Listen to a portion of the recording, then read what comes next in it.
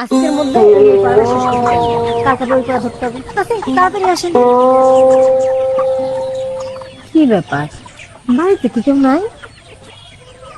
বাবু, তোর মা কই? ওই যে মা রান্না ঘরে। আসসালামু আলাইকুম আপা, আপনার কাজের মধ্যে একটু ডিস্টার্ব করতে আসলাম।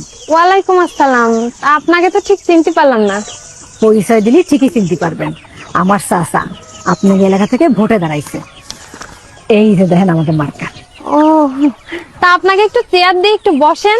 না না না, চেয়ার লাগবে না, আপনার কাজের মধ্যে আর কষ্ট করতে হবে না, আমরা দুই চারটা কথা কই চলে যাবো। আপা, এতদিন জায়গায় ভোট দিলেন, তাকে দিয়ে তো কোনো উপকারে আসলো না। এইবার সুযোগ আইছে নিজের ধর্মের দল রে ভোট দিয়ে ক্ষমতায় আনা।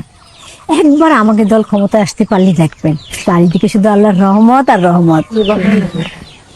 আপা, আপনি কি চান না আমাকে দেশটা আল্লাহর রহমতে ভরে যাক? তা তো অবশ্যই। তাইলে আপনার মাসুম বাচ্চার মাথায় হাত রেখে কোন এইবার আপনি আপনার ভোটটা আমাকে দলের মার্কায় দেবেন। আপনার এত বড় সাহস, আপনি আমার মেয়ের মাথায় হাত রেখে আমার কসম কাটতে করছেন? আপনি জানেন না যে আল্লাহ ছাড়া আর কারোর নামে কসম কাটা হারাম? সূরা না হলে 94 নাম্বার আয়াতে কোরআনে আল্লাহ বলেছেন যে তোমরা তোমাকে কসমরে প্রতারণার হাতিয়ার করে না।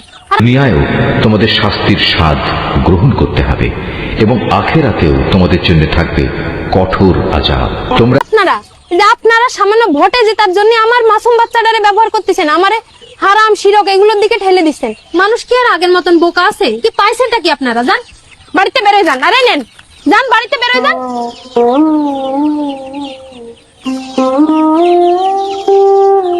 আমার ভোট আমি কোনো প্রতারক, মুনাফিক কিংবা ধর্মের অপব্যাখ্যাকারীদের দেব না, কখনো না।